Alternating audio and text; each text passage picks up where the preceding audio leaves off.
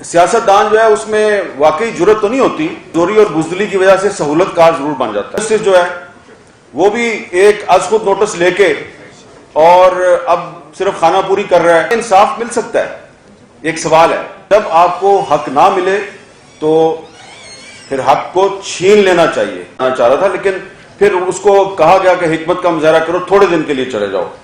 تو یہاں پہ بڑی بات ہوئی ہے جی، میں زیادہ لمبی بات نہیں کروں گا، ادھر ایک حکمت عملی بنانے کی بات ہوئی ہے کہ اسٹریٹجی کیسے بنائی جائے کہ ارشد شریف کو انصاف کیسے دیا جائے۔ یہاں پہ عمران ریاض صاحب جو ہیں انہوں نے بالکل صحیح کہا کہ سیاستدان جو ہیں وہ تو اس قابل نہیں ہیں کہ وہ صحافیوں کی زندگی کے لیے خطرات بنے، لیکن وہ کبھی کبھی سہولت کار بن جاتے ہیں۔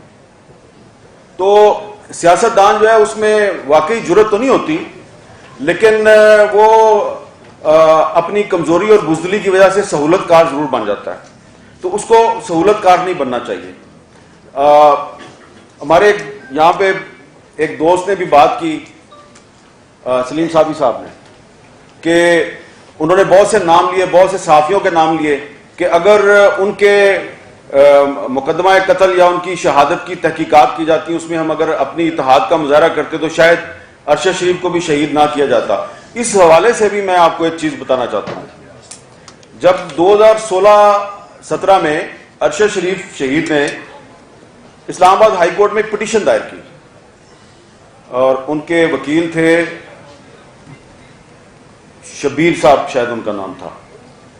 تو انہوں نے ایک پٹیشن دائر کی کہ جی جو حامد میر پہ جو اٹیک ہوا تھا تو اس کی جو انکوائری رپورٹ ہے وہ پیش کی جائے۔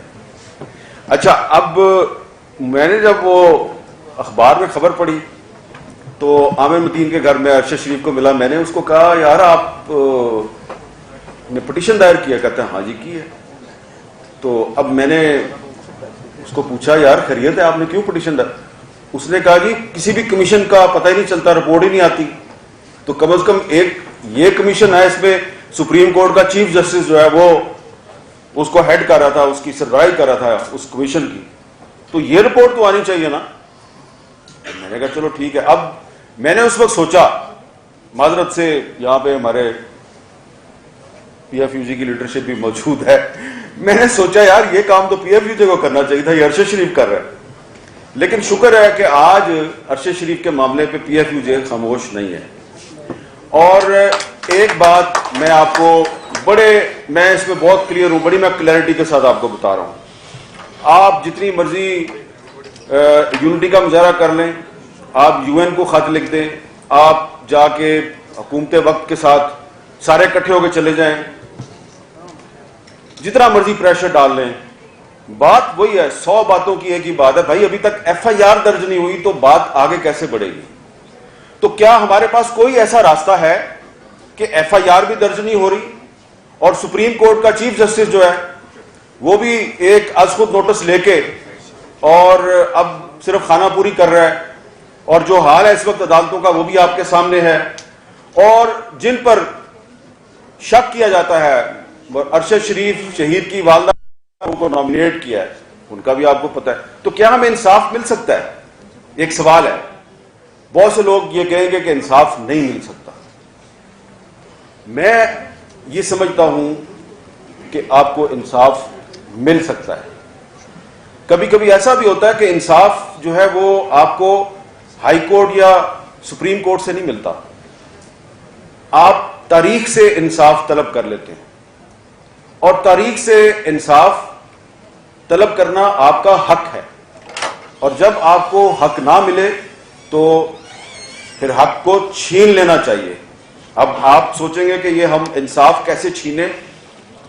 انصاف چھیننے کے دنیا میں بہت سے جائز قانونی طریقے موجود ہیں۔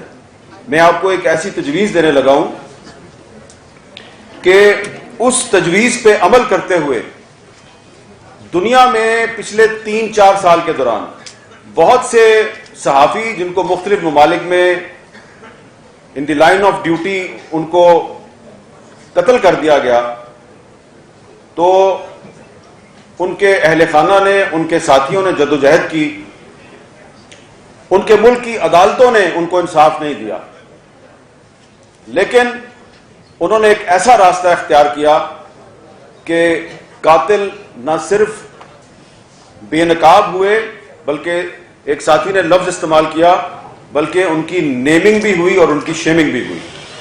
تو اگر یہ طریقہ کار جو ہے وہ افضل بٹ صاحب نے سعودی عرب کے صحافی عدنان خاشقجی کا ذکر کیا، جمال خاشقجی کا، تو جس طریقے سے آپ کو پتا ہے کہ جمال خاشقجی جو ہے اس کا مقدمہ کدھر چل رہا ہے؟ سعودی عرب میں تو نہیں چل رہا. کہاں چل رہا ہے؟ امریکہ میں بھی نہیں چل رہا. قتل ترکی میں ہوا تھا، وہاں میں بھی نہیں چل رہا. بھائی جان اس کا مقدمہ چل رہا ہے دی ہیگ میں. اچھا دی ہیگ میں کون چلا رہا ہے؟ میں آپ کو مثال یہ دینا چاہ رہا ہوں. میں آپ مثال اس لیے دے رہا ہوں، میں اس سے پہلے کلیئر کرنا چاہ رہا ہوں، ادھر بہت سے لوگ بیٹھے ہیں اور جو میں آپ کو تجویز دینے لگا ہوں وہ قابل عمل تجویز ہے. آپ کو کسی حکومت کے پاس جانے کی ضرورت نہیں، کسی یونائٹڈ نیشنز کے پاس جانے کی ضرورت نہیں. یہ کام آپ نے خود آپ کر سکتے ہیں with the help of civil society, لیکن اس کے لیے جرت اور بہادری کی ضرورت ہے، بھاگنا نہیں ہے. کام آپ کر لیں گے، بھاگنا نہیں ہے اس کے لیے. یہ طریقہ کیا ہے؟ یہ طریقہ برٹرینڈ رسل نے اختیار کیا تھا. جب 1966 میں برٹرینڈ رسل نے ایک رسل کوڈ قائم کیا، پیپلز